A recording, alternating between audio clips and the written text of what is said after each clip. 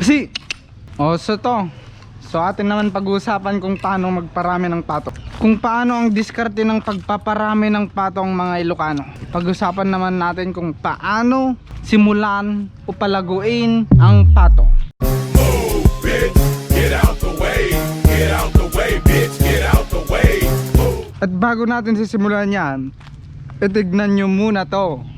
O kailangan nyo muna matignan to. Sasabihin ko mamaya sa inyo kung paano ang step by step ng pagpaparami ng pato. O yan. O tapos yan. Tapos yan.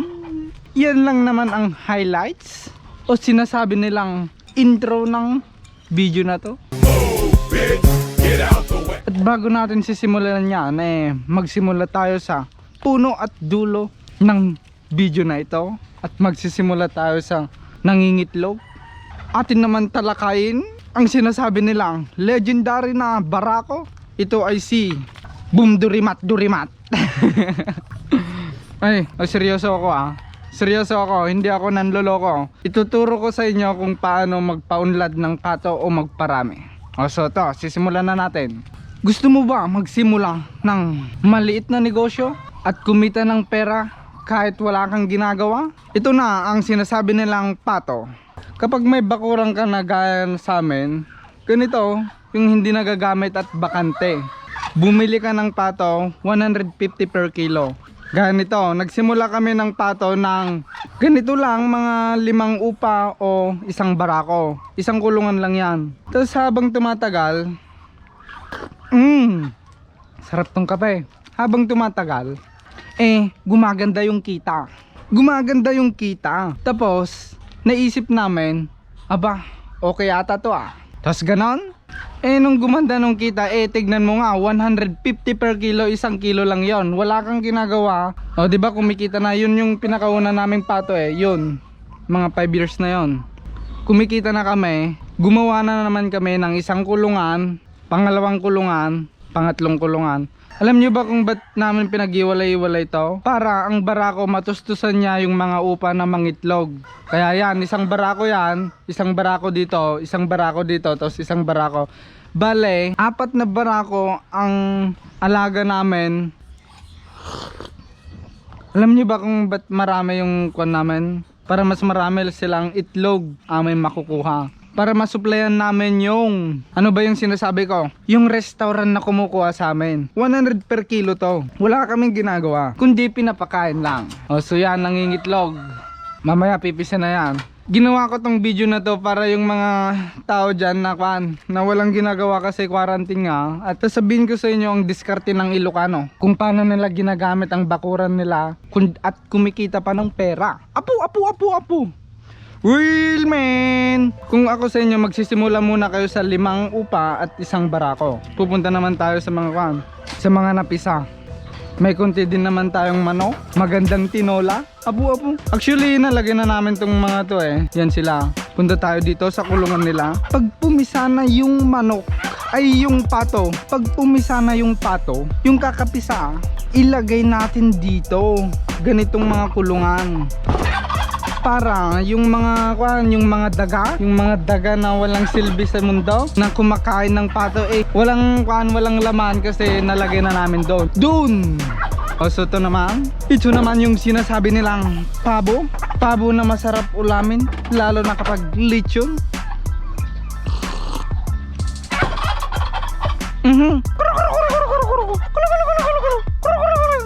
Punta naman tayo dito sa sasabihin ko muna tong sa inyo bago naman tayo pumunta doon. Basta ang sabi ko sa inyo, kapag pumisa na yung itlog at naging tiyik na, lagay natin mga ganong kulungan para iwas sa daga. Kasi uubusin nila yan kapag hinayaan mo lang na ganyan. Sensitive yung mga pato na yan At dito naman, itinaniman namin ng pakwan to kaso yan tumubo na. Ito yung pakwan na sinasabi nila. Balang araw, lalago din yan at kikita din ng pera. Oh, so ito, tutuloy natin itong vlog. Kapag tapos na doon at kaya niya na mabuhay gaya nitong mga to, yung lumaki na unti ay gaya ng mga ganyan, pwede niya ilagay dito. Pero ang may tuturo ko sa inyo para safe pa din sila, ilagay nyo dito, galba. Hindi to maakyat ng daga, madulas to, hindi yan maakyat kaya safe din sila. Tignan nyo, lagyan nyo ng type ng ganun para mainit, lalo na ngayon taglamig, December. At pag lumaki na unti, ilagay naman natin dito. Tignan nyo, mas malaki na tong mga to. Ganito lang naman to, simple lang. Hindi naman kailangan ng magandang kulungan, ganon. Kailangan lang natin yung kumita ng pera. Yun yung importante, yung paano kumita ng pera nang wala kang ginagawa, kundi pakainin mo lang ng 3 beses isang araw. Galba lang ng ganito mga kanyon dyan, mga bakanting lote, pwede nyo nang gawing kulungan ng pato. Kasi ang pato ay malakas kumita ng pera, lalo na kapag alam mo ang ginagawa mo. At lalo na kung matapos mo tong video na to. Yan sila, lumaki na sila konti. Just tingin ko man sasabihin kung paano magbenta ng pato. Bago mo ibenta ang isang pato, kailangan mo naman na tignan yung mga payak nila, yung wings, ganon, kung kumpleto na. Kaya yan, yung white na yan, pwede na yan ibenta. Mga yan, pwede na yan ibenta.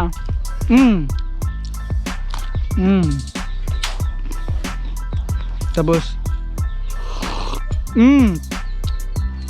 hindi ko naman sinasabi sa inyo na mag-alaga na lang kayo ng pato. Sinasabi ko to sa inyo na gawin nyo tong sideline sa mga bakuran nyo. Kasi ganyan-ganyan lang yan, pero kapag binenta mo yan, marami ding pera yan at kaya kanyang tustusan ng pagkain ng araw-araw. Mga isa dyan, mga 2 kilo or 2.5. Restaurant ang kumukuha sa amin, kaya pinaparami tong pato na to. Noon, puno pa dun na. Naisipan kong i-video ito kasi marami dyang tao dyan na sayang naman yung bakanting lote. Kung ginawa nila sana ganito, madali lang naman gawin. Di kumita pa sila ng pera. Gaya niyan, pinili ko ito sa kaibigan ko, si Ikyas Tirgas Makisgas Kamyas. Ganun lang ang step by step ng pag-alaga ng pato.